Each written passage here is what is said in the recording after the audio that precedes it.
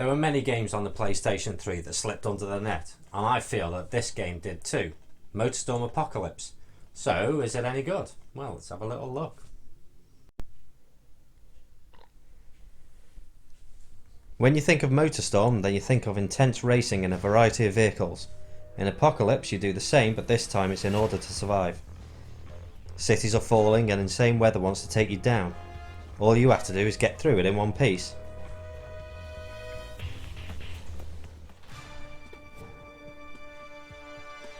There are a few play modes to choose from. There's Festival, Recreation, and My Motorstorm.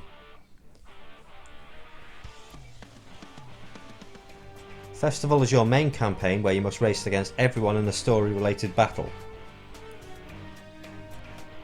Recreation is a free play mode where you can have a quick race, play online multiplayer, a mode editor for online play, special events for time attack and other solo events, and vehicle customization to make your vehicle just the way you want it.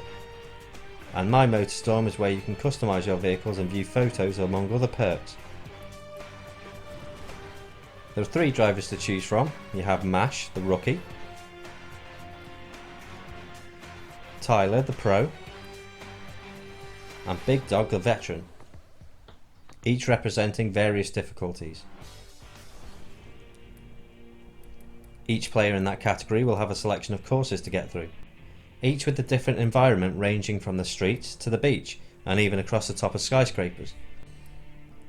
The head-up display is pretty simple here as you won't have time to look at it.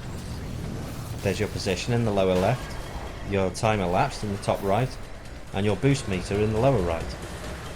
You don't have to collect anything to top up your boost meter, but you do have to use it with caution. Hold on to it for too long and your engine will overheat and eventually blow up. You will get a warning sound where you're at the limit and the fire will surround the screen. However, there are ways of cooling down quicker. Driving through pouring water, puddles, or shallow water will turn the meter blue and rapidly reduce the heat. Also, getting airborne will air cool your engine. And if you just back off the throttle, this will have the same effect. If you're in a long stretch of water, you can hold your boost, giving more time boosting and cooling at the same time. Caution is advised while using the boost, as you may feel you need to hold it down all the time to keep up. This can throw you off course and send you into a spin, eventually crashing into a wall. No one in this race will like you as you're all aiming for victory. Drivers become aggressive and will try to take you down any way they can. You do have your own defence, and that's by shunting. Using the square button will shunt left and the circle button will make you shunt right. If someone is close to you, you can smash them to make them lose control. This is best to be executed near a wall that's sticking out or an abandoned vehicle. Unlike most racing games, you can't choose your vehicle. Each course has a set vehicle to use, and there's plenty of them, all of which handle very differently, from a Super Mini, which is fast and agile, to a truck which is sluggish and hard to manoeuvre. In each race you'll race against vehicles that are of similar spec, so it's always a fair competition. Not all races are the same either, as you have elimination races where after a short time the last player will be eliminated.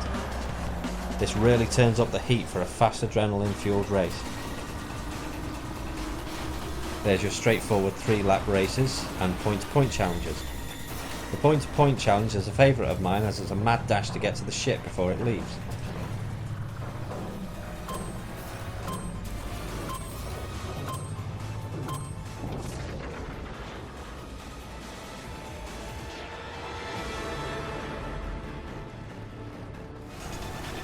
Not only do you have to deal with other races, you have to deal with shifting landscapes. Buildings will fall in front of you, causing you to quickly divert, or in some cases, if you're fast enough, you can get underneath them Indiana Jones style. Sometimes the ground can change to your advantage, like when an earthquake happens, the ground will raise to create a ramp, or it may sink to create another path. There are frustrating sections throughout where it becomes hard to see where to go, which may send you off the course completely, or dark areas with such poor visibility that will make you go full force into a wall. Alternate paths can be found to gain advantage over other players, or sometimes land you in the shit, as the new path may be tougher to get through. littered throughout the course are cards which can be found either in plain sight or hidden on a secret path. There are 150 to collect, but they have no purpose other than details of the characters and cars. However, they do count towards 2 of the PSN trophies. These can be viewed before you start the game. The controls are pretty much perfect, every button responded without fail, and if there was any errors, then it was human error alone. With so many different vehicles to use throughout the game, the experience is never the same.